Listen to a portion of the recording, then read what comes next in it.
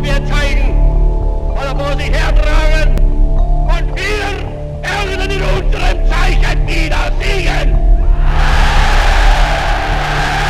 Hitler ആത്മഹത്യ ചെയ്തതിന്റെ 78ാം വാർഷികമാണ് ഈ കഴിഞ്ഞ ഏപ്രിൽ 30-ന് കടന്നുപോയത്. സെക്കൻഡ് വേൾഡ് വാറിന്റെ അവസാനം കുറിച്ചതായിരുന്നു ഹിറ്റ്ലറിന്റെ ആത്മഹത്യ.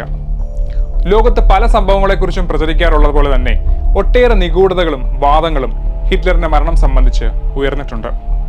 ഇതിൽ ഏറെ ഇൻട്രസ്റ്റിംഗ് ആയ ഒന്നാണ് ഹിറ്റ്ലർ യഥാർത്ഥത്തിൽ ആത്മഹത്യ ചെയ്തില്ലെന്നും മറിച്ച് ചന്ദ്രനിലേക്ക് പോയെന്നുമുള്ളത്. ഹിറ്റ്ലറും നാസികളും വളരെയേറെ ടെക്നോളജിക്കലി അറിവ് നേടിയിട്ടുണ്ടായിരുന്നു എന്നാണ് ഇവർ പറയുന്നത്. അതുകൊണ്ട് തന്നെ നേരത്തെ തന്നെ ഒരു രഹസ്യ ബങ്കർ അവർ ചന്ദ്രനിൽ പണി കഴിപ്പിച്ചു അത്രേ. ലോകരംഗത്ത് തനിക്കെതിരായി കാറ്റ് വീശാൻ തുടങ്ങിയതോടെ ഹിറ്റ്ലർ നേരെ ചന്ദ്രനിലേക്ക് വെച്ച് പിടിച്ചത്രേ. ചന്ദ്രനിലേക്കല്ല, മറ്റേതോ ഗ്രഹത്തിലേക്കാണ് ഹിറ്റ്ലർ പോയതെന്നും നിഗൂഢവാദം ഉയർത്തുന്നവരുണ്ട്. ഏലിയൻസുമായി ഹിറ്റ്ലറിന് നല്ല ബന്ധമുണ്ടായിരുന്നുവെന്ന് പറയുന്നവരുണ്ട്. ഇതെല്ലാം രസകരമായ വിഡ്ഢിത്തങ്ങളായിട്ടാണ് ചരിത്രകാരന്മാർ കണക്കാക്കുന്നത്. 1945 ഏപ്രിൽ 30-നാണ് ഹിറ്റ്ലർ ആത്മഹത്യ ചെയ്തത്. ബെർലിനിൽ തന്റെ ഔദ്യോഗിക ആസ്ഥാന താഴെയുള്ള ബങ്കറിലായിരുന്നു അത്.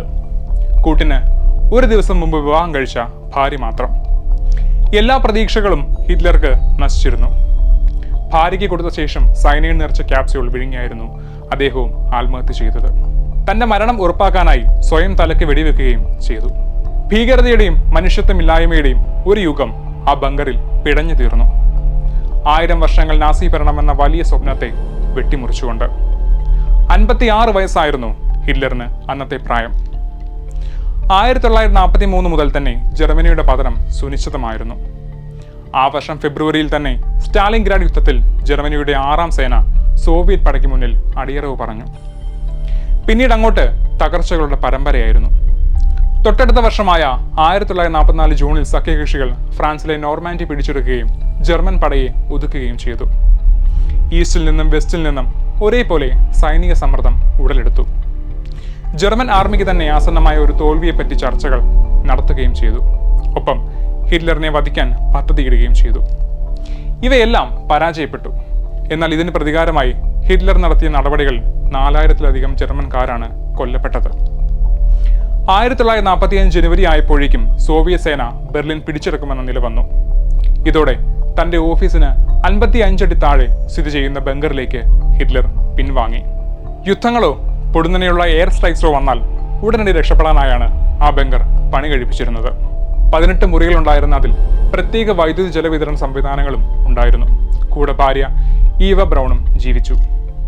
ജനുവരിക്ക് ശേഷം ഹിറ്റ്ലർ ഒരു തവണ മാത്രമേ ആ ബങ്കറിന് പുറത്തു വന്നിരുന്നുള്ളൂ. ഉന്നത നാസി കമാൻഡർമാരായ Hermann Goering, Heinrich Himmler, Joseph Goebbels എന്നിവരുമായി ബങ്കറിൽ അയാൾ കൂടിക്കാഴ്ച നടത്തി. ഭരണപരമായ പല തീരുമാനങ്ങളും എടുത്തത് ഇത്തരം ചർച്ചകളിലാണ്. മരിക്കുന്നതിന് മുൻപായി അഡ്മിറൽ കാൾ ഡോണിസ് എന്നയാളെ രാഷ്ട്രമേധാവിയും ഗീബൽസിനെ ചാൻസലറുമാക്കിയായിരുന്നു ഹിറ്റ്ലറിന്റെ അവസാന തീരുമാനം. ഹിറ്റ്ലറിന്റെയും ഈവയുടെയും മൃതശരീരങ്ങൾ പിന്നീട് നാസി അനുകൂലികൾ ചാൻസലറിയുടെ പൂന്തോട്ടത്തിൽ സംസ്കരിച്ചു. താമസിയാതെ തന്നെ സോവിയറ്റ് പട ബെർലിൻ ആക്രമിച്ചു. അവർ ഹിറ്റ്ലറിന്റെ ചിതാഭസ്മം അവിടെ നിന്നും മാറ്റി. വരും കാലങ്ങളിൽ ഹിറ്റ്ലറിന്റെ ആരാധകർ അവിടെ അയാൾക്കായി ഒരു സ്മാരകം പണിയാതിരിക്കാനായിരിക്കും അതെന്ന് പലരും പറയുന്നു.